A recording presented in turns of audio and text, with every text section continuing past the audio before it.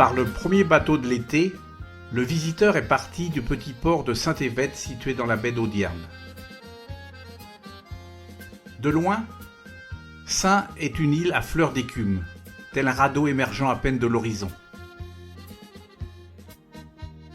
Il s'est réjoui d'effectuer la traversée d'1 heure par mer calme et sous le soleil,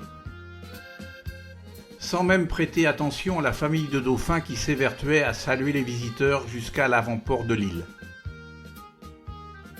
L'arrivée s'est faite par marée basse, au Maine Brial, avec son phare miniature.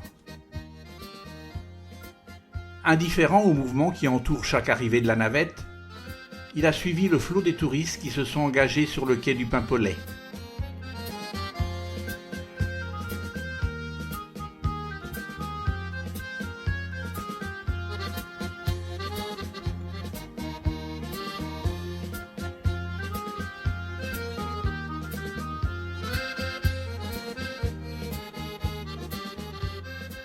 En passant, il a négligé le musée mitoyen que les gens du pays garnissent avec amour, d'images et d'objets de leurs ancêtres, mais a pris le temps de glisser un œil, un seul, dans la ruelle pour voir les causeurs devant l'église, 2 menhirs côte à côte, phallus près du ventre fécond, sans lire non plus la plaque expliquant que l'église fut construite au début du XXe siècle grâce aux hommes qui tirèrent les pierres de la grève, tandis que les femmes les transportèrent jusqu'ici. En suivant le quai, il a pu se rendre compte que l'espace d'une ruelle suffisait pour traverser le village et se retrouver de l'autre côté de l'île. Puis il a commencé à arpenter la route cimentée du grand phare noir et blanc de l'âge du béton, entre ciel et océan, et s'est tout de suite rendu compte qu'on était devant quelques dizaines d'hectares d'herbes fines, hachées menues, hérissées de pierres, un radeau biscornu creusé d'océan, avec des phares tout autour comme autant de piquets pour délimiter son domaine, les bornes de son territoire mouvant. Aucune chance d'oublier qu'on est sur une île. On y découvre toujours un point de vue différent de par sa forme découpée et cette omniprésence de la mer. Tous les sens restent en éveil. Parfum des embruns, des algues, de la criste marine, lumière où le ciel et la mer se confondent, roulement des vagues sur les galets. Après 3 maisons éparses, il a aperçu le sphinx sculpté par le vent du Mordiou, et que dit-on, l'Égypte copia. Puis, obliquant par les fougères, il a vu l'enclos où l'on avait enfoui à l'écart du bourg les victimes du choléra en 1885.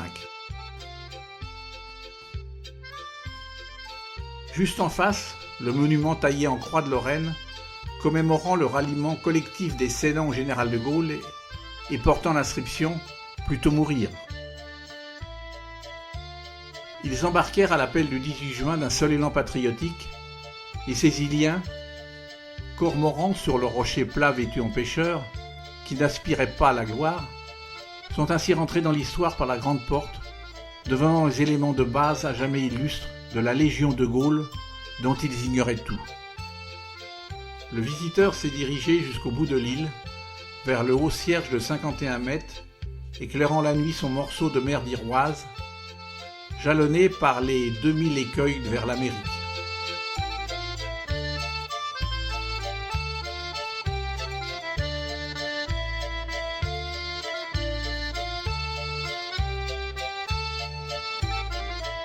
Notre visiteur aux semelles trop légères est revenu à la hâte par la minuscule chapelle de Saint-Corentin ressurgie des ronces.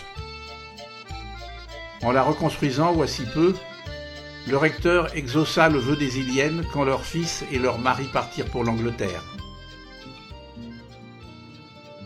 Le retour au village s'est effectué plus en flânant, lui permettant de découvrir l'arrière du bourg dans sa simplicité, au rythme des envies dans ce labyrinthe de ruelles.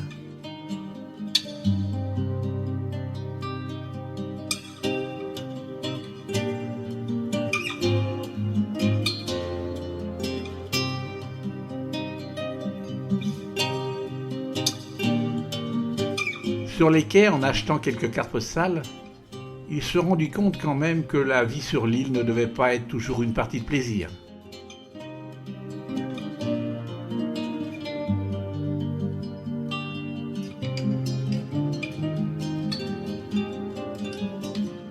Et le peu curieux visiteur, au terme de son voyage éclair, dans l'attente du bateau qui devait le ramener sur le continent par marée haute, m'a dit « Il n'y avait vraiment rien à voir par là. » « Comment rien ? Rien en effet quand on a laissé à la porte ces gros sabots de citadins.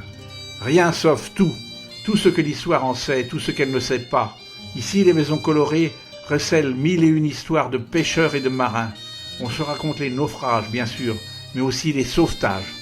Rien si on ne se met pas en état de remonter le temps, de prendre le chemin, le rythme, la respiration mystique des choses et des gens, d'entrer dans la confidence. La sensibilité de l'île de Sein a donné au mythe et l'influence qu'elle a eue sur l'histoire ne révèle ni l'étendue des terres, ni la puissance des hommes. Elle relève plutôt de la dignité native et de la force de l'âme en face des éléments hostiles soulevés par la folie ou par le vent. Quelques 250 habitants s'accrochent toujours au minuscule radeau de l'île de Sein. Mais la mer rôde toujours, innocente, s'étale quelquefois écrasée de soleil, se laisse pêcher, puis soudain se fâche, démentielle. Bien folle qui suffit. Elle aura toujours le dernier mot.